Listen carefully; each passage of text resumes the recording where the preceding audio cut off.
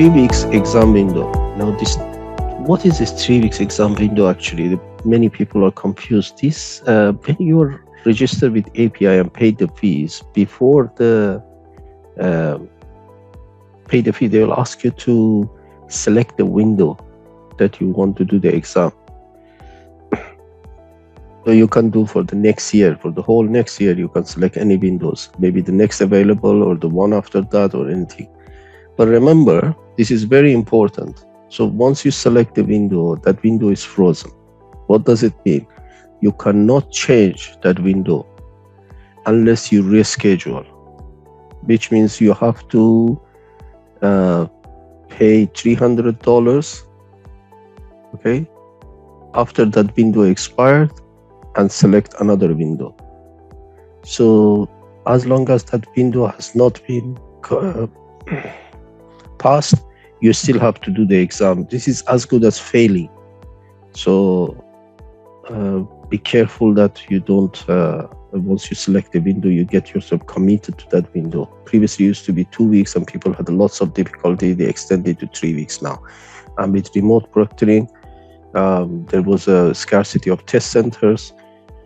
So for example, one of our candidates selected the window on API 570, which was like some 7 months away, but he didn't book a slot for himself at a city close to him once he received the email authorization. So as a result,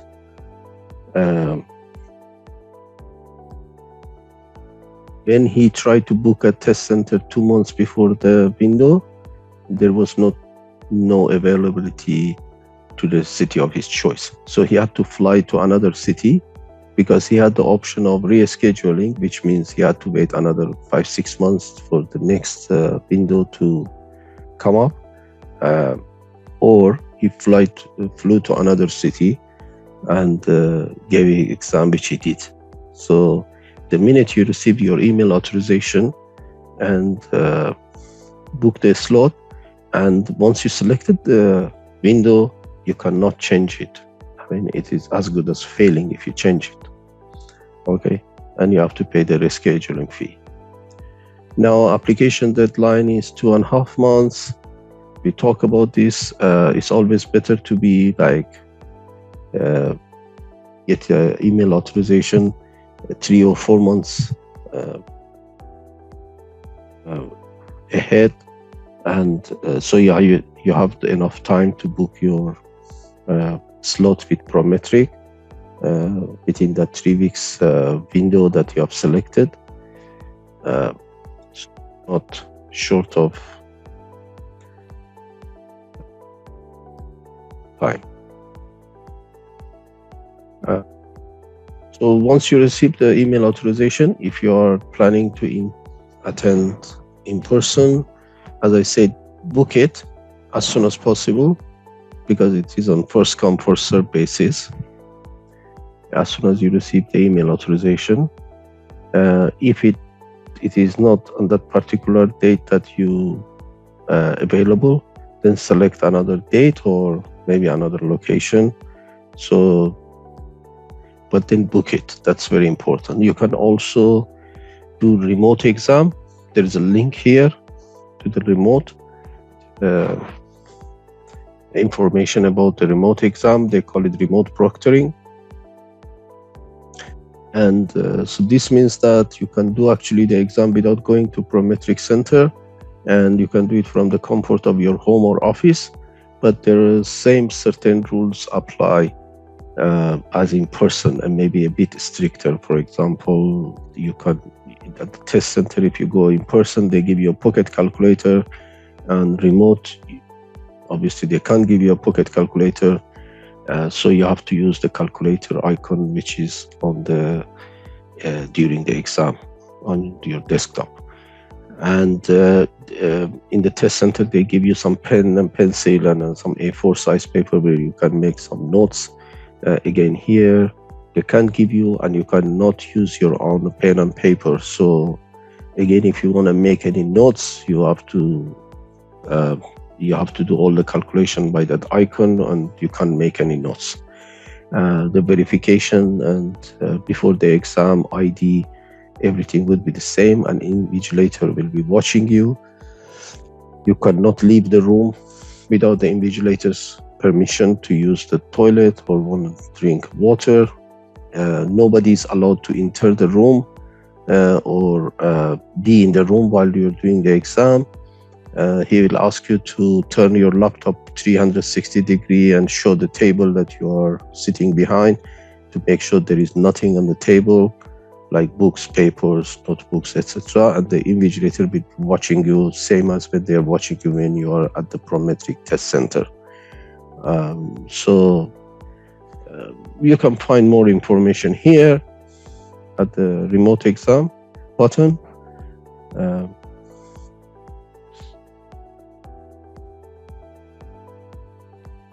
Okay, time limit for passing the exam. So you have 12 months to pass an exam beginning from the first scheduled test window.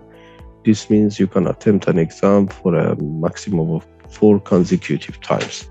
If you do not pass the exam within a year from your first selected exam window for any reason, such as failing the exam, fail to schedule the exam with Prometric, no show at the exam date, which no show also means if you show but you don't have a valid ID, and so that is called also a no show. They will refuse, or you are too late, they refuse your entry, that's also called a no show.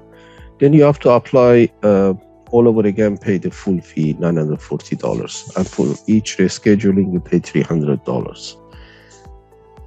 So remember to schedule your exam with your closest Prometric test center. As soon as you provide the API authorization, you receive it.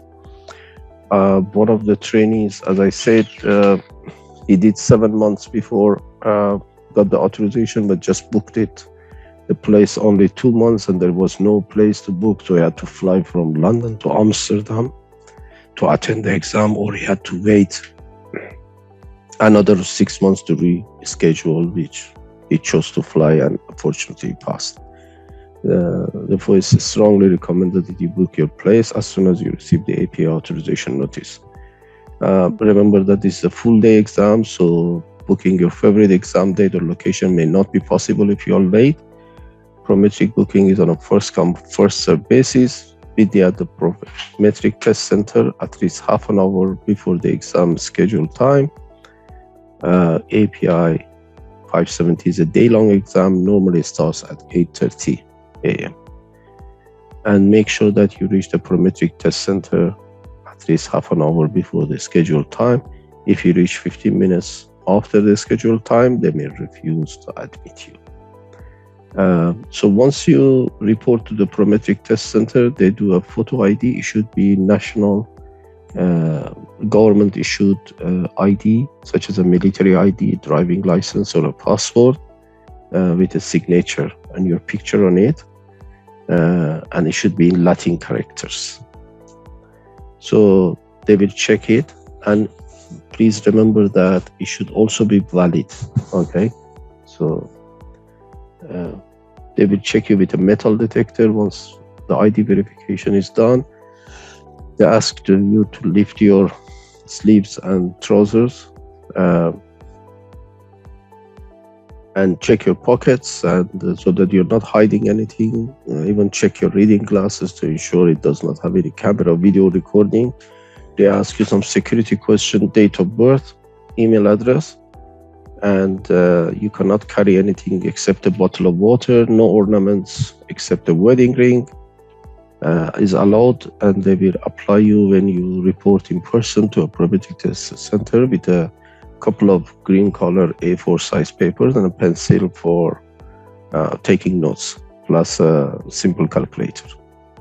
Now remember, if you don't produce a valid government issued photo ID, you shall be refused entry.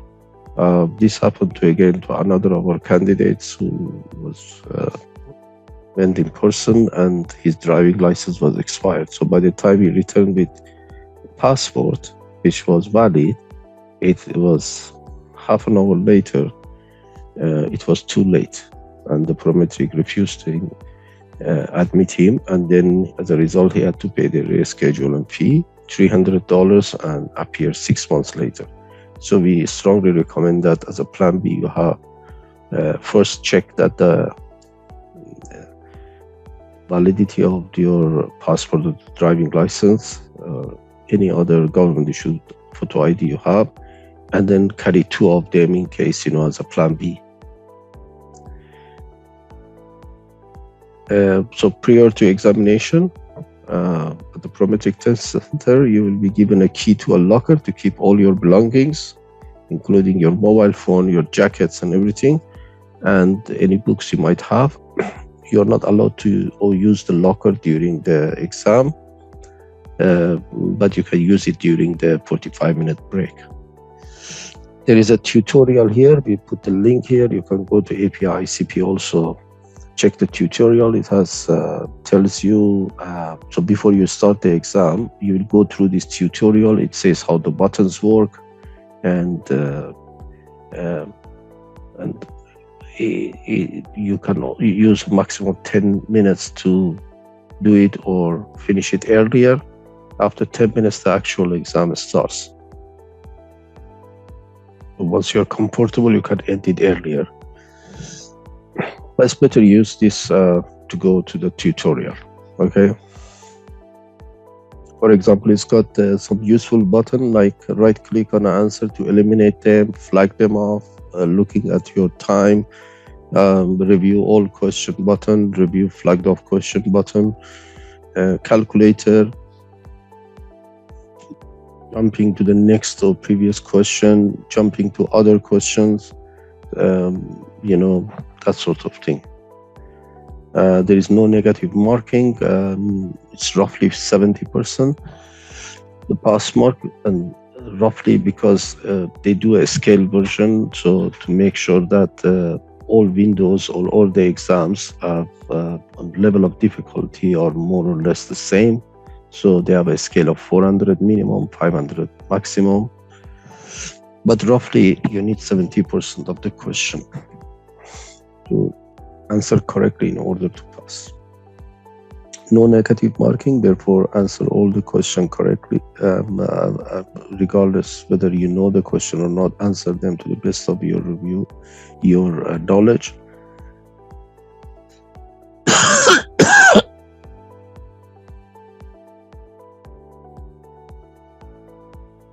And then at the end, click the review all button and peruse through the list to ensure that you have not skipped any question. You can also check review incomplete question to ensure that there is nothing on the list that is no question left unanswered. And the exam sequence is 2 parts. The whole exam, closed and open book. You have 2 hours 45 minutes for 110 questions in the closed book, and you have then there is a 45 minutes break. They can leave the building and use the locker. After the break, you will start the second part and need to answer 60 questions between 3 hours 45 minutes, which is 3 minutes 45 seconds per question on average. The board search is disabled, so you should know which document and also which section you should look for each section.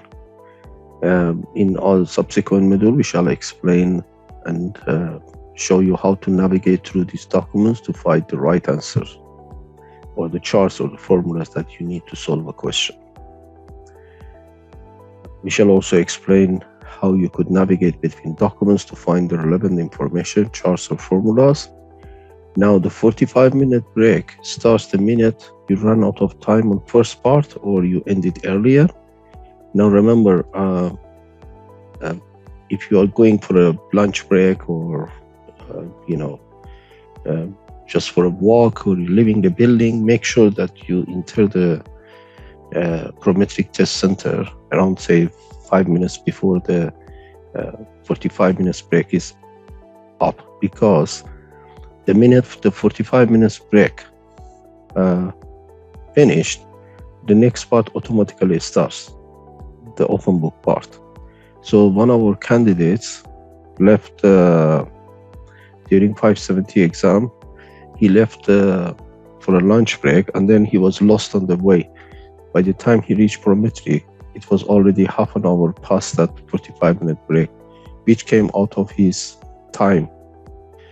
So that means he had only 3 hours 15 minutes and not 3 hours 45 minutes to solve the open book part. Okay, so make sure you're back before your 45 minutes is up, because you need 3-4 minutes to go through the security check once again before you can start your exam. So on time management, again, as we said, once the clock starts, you cannot pause it, even if you're going to use the toilet, drinking water. And for example, if you're leaving the room, you need to take your ID with you. Tell the security outside the examination room, sign out. On the return, you have to go the same initial security check, again, sign in.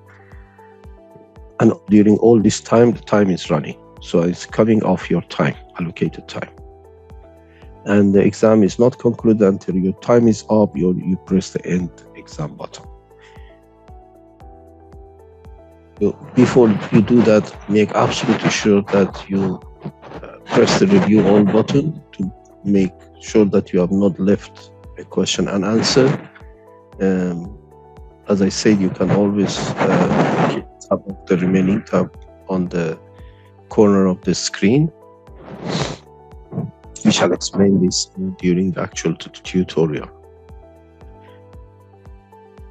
So once again, 170 question, 140 scored, 30 pre-test, not scored, and API does not tell you which one or this question are. They are all shuffled, so you have to answer all the scored and non-scored question.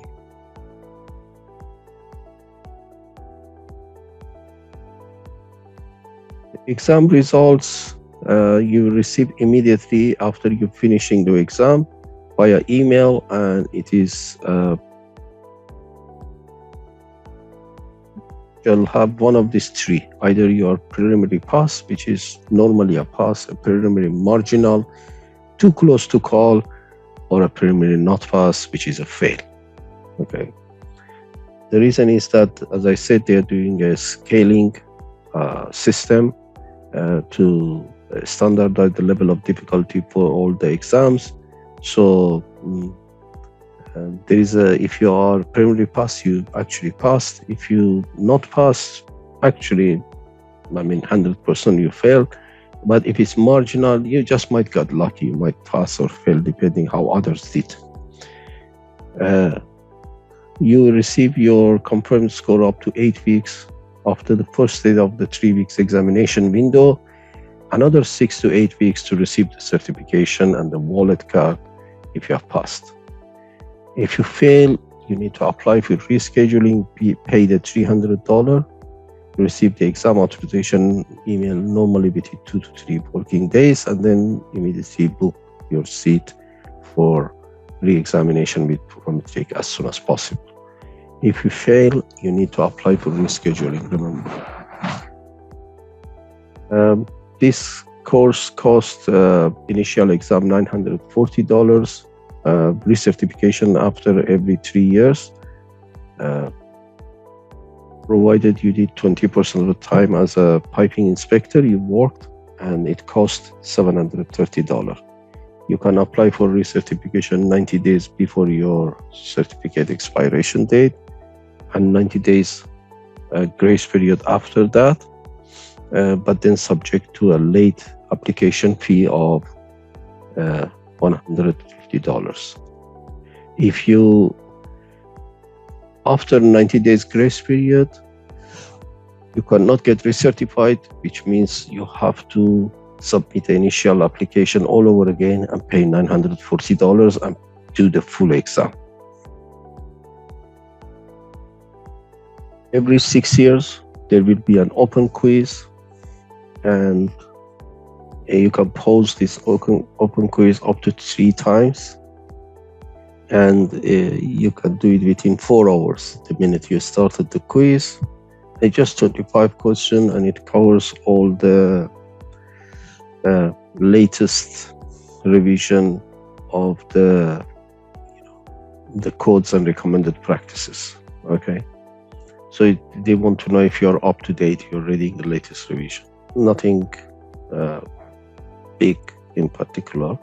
If you fail the quiz once, you will be able to take it again, but if you fail second time, then you have to again apply for a certification and do the full version of the exam.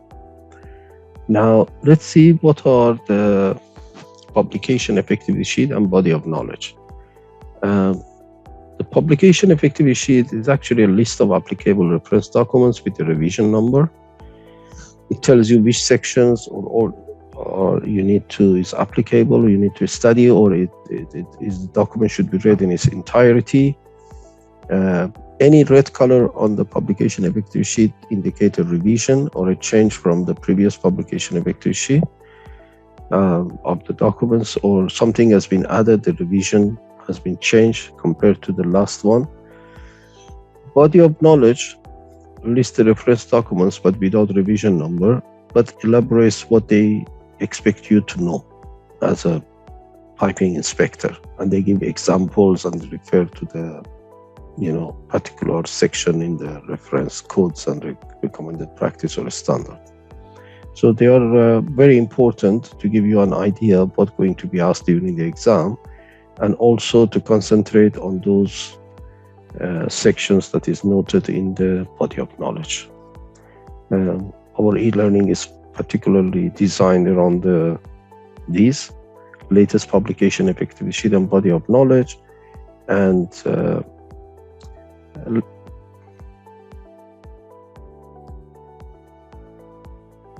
see what are the area of examination scores. Here, as you can see, depending on the content, say on a scope and general application, you shall receive 5 questions maximum. On damage mechanism, 15. On repair, 15. NDE and welding, another 15 each. On design, B31.3, you get 10. On planning, 20, which mostly covers 510. Inspection and testing practices, 570 would be planning, and 574 would be inspection testing practices, 15. Pressure relieving devices, 576.5. Data evaluation, again 570, 20. Question roles and responsibilities, again 575, and a total score of 140 questions. Okay, a few exam tips. If you're doing a calculation type of questions, you just need to round it up, a simple roundup up to 3 digits. For example, if you got 0.0075, just put 0.007, and the other possible answer, they are not close to this number, okay? So they wouldn't be like 0.0072, 73, 74, like that. So it would be like some completely different number. So they don't want to trick you on this when you do the calculation.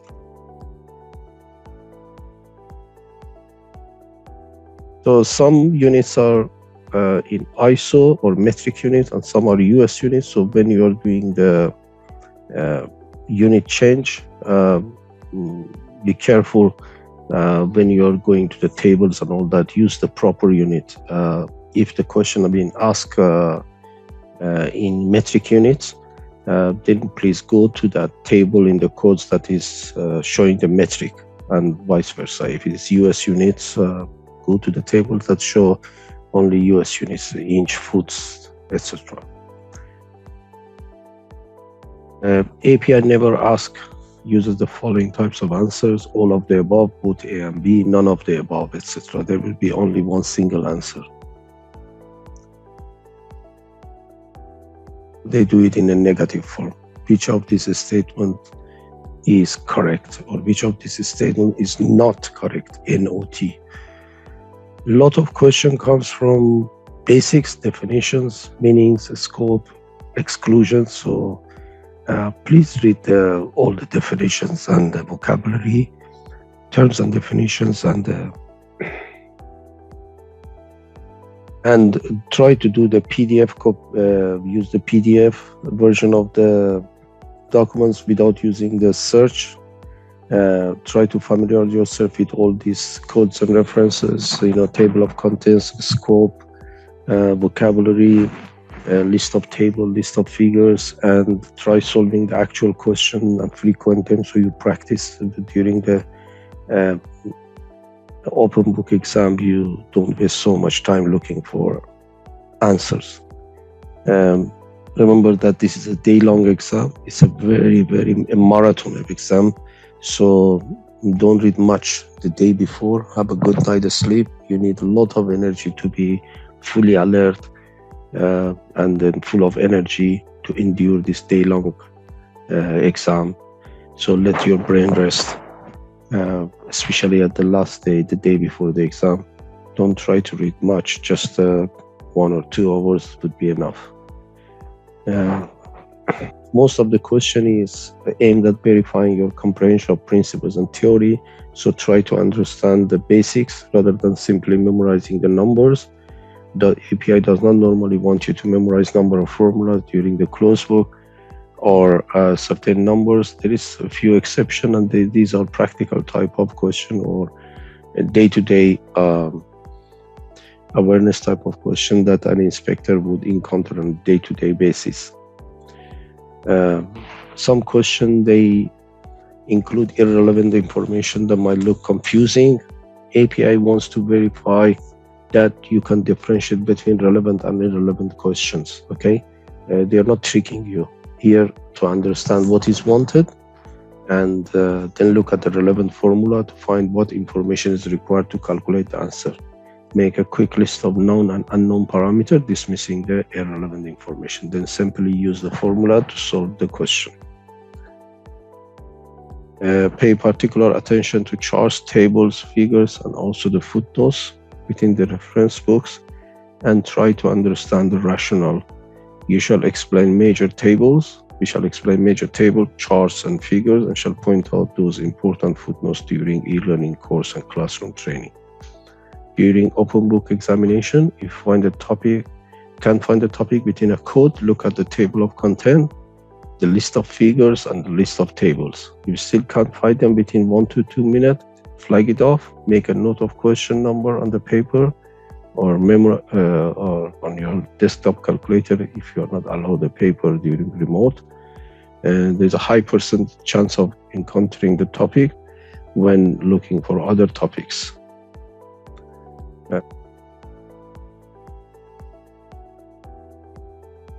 During the exam, you can increase your chance of choosing the correct answer by eliminating the obvious wrong answers.